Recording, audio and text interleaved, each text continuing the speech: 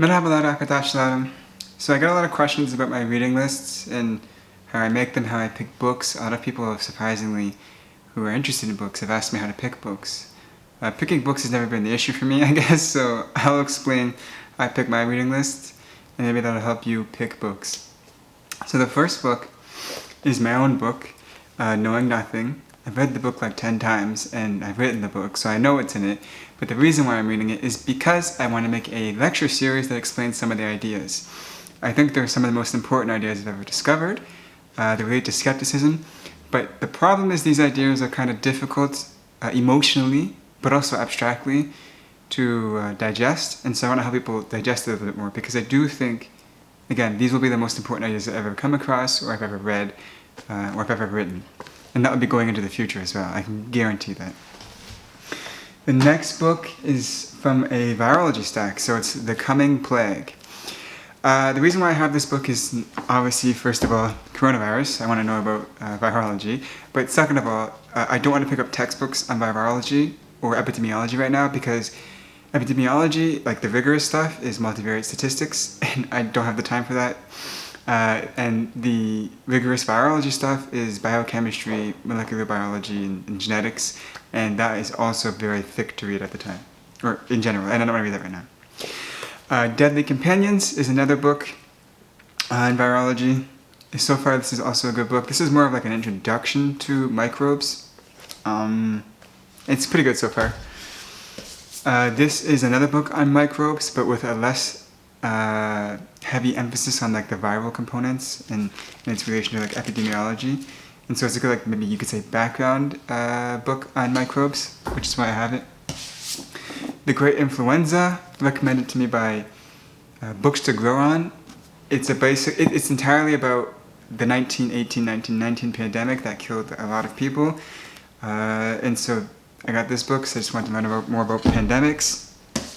The Deadliest Enemy, I got this from Dr. Dima on Bookstagram. Dr. Dima showed a picture of this and she was reading it, so I think she said it was good at the time. I bought this a while ago. And so, yeah, I put this book on the reading list of biology books. Spillover, this is like the go-to book that everybody reads when it comes to like pandemics and virology. A lot of Bookstagrammers have read this book. He's like arguably the Steven Pinker of virology. So I hope this book is good, but that is also why it's on my reading list, is because it's a virology book. Now, virology books aside, there's like 5 or 6 books in virology. Biographies. I always add biographies to my reading lists. Bajorn Books is big on biographies, and I'm big on biographies, and we're both correct in this aesthetic taste, because biographies are the superior literature. But this one in particular was interesting to me because it was a powerful female leader, like a really powerful female leader, and most of my biographies are actually on men, and that wasn't by choice, it was just by accident, so I kind of wanted to diversify, hence this book. The next one is The Marshmallow Test. I've always wanted to read this book. It's a really good book because the research in here, I'm familiar with the research, is terrific. It's about how impulse control and deferring impulses is well, not the biggest, but probably one of the biggest predictors of success. And I really want to make it second nature for myself to basically, whenever an impulse arises in myself, that I maybe read some of the notes from here, read some of the ideas from here, and make it second nature, so that every time I have an impulse, I remember, oh, if I defer this impulse, I'm going to have a greater level of success in the future. I want to make that second nature for myself. Contracts. So right now, I'm doing this kind of self-developed course on on legal systems, and I want to study Roman law, German law, and Japanese law, Turkish law, and American law. And so I have a bunch of books ready, but they're not all on my reading list, just this one and another one are. And I want to study them systematically. So I'm reading this one, Introduction to Contracts. This is a companion book to the bigger book you're going to see here in a second, written by the same guy, but this series of books is terrific. Carl Jung, The Portable Jung. I actually am not reading this because I want to study Jung at the moment. When I do study Jung, I want to get his 22 volumes of work and like binge read those all at once.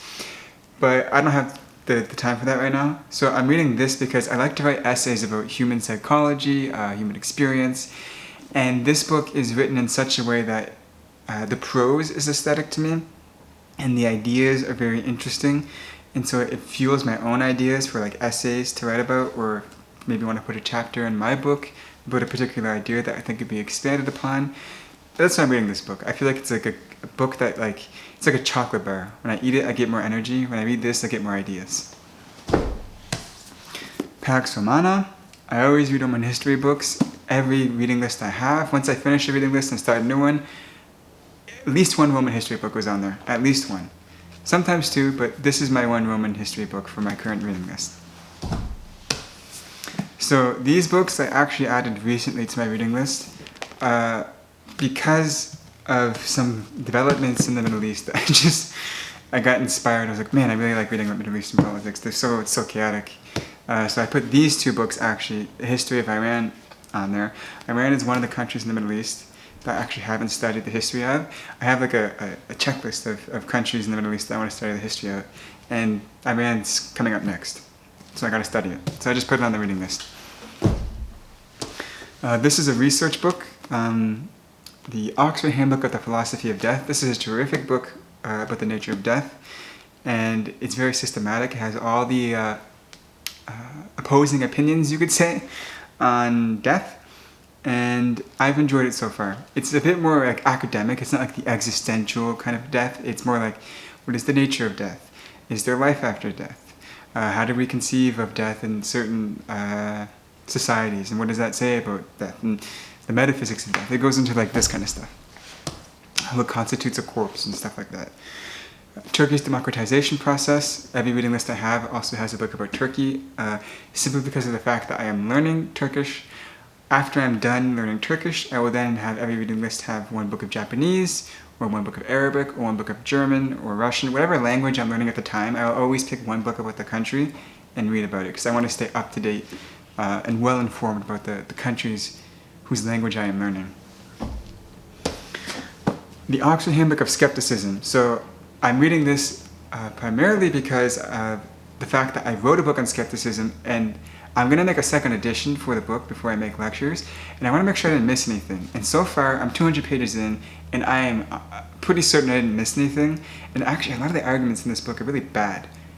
Yeah, they're really, really bad. But this is still a good book if you want to get introduced to skepticism, because with anything that's going to happen is you're going to learn, and when you're learning, you're going to come across bad things and good things, and you're going to learn to differentiate between the bad things and the good things. So even though there's some bad arguments in here, there are still some good arguments, and I would still recommend at least digesting the bad arguments so you don't make the bad arguments in the future.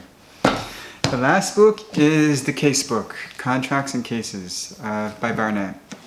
To be honest, these books are super fun to read if you're into like doing analogies between situations, like making sure this is comparable to that, and like interpreting to the situation.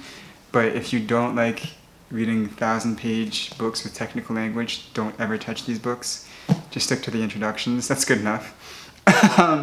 Yeah, that's why this book is on here. It's just a case book for American contracts. I want to study, again, legal systems. But that's how I pick my books. As you can see, they're usually purposeful. There's a subject I want to learn about, so I get 5 or 6 books on this subject. They're related to my language learning, or they're research oriented. There's usually a purpose behind it, but also there's a sense of curiosity, right? Like learning about Middle Eastern countries' histories is surely out of curiosity. There's no like practical benefit from that. So that's how I choose my books. I hope that helps with the questions. Again, I've never had problems choosing books, but if you have problems choosing books, maybe adopt some of these strategies. That being said, gule gule.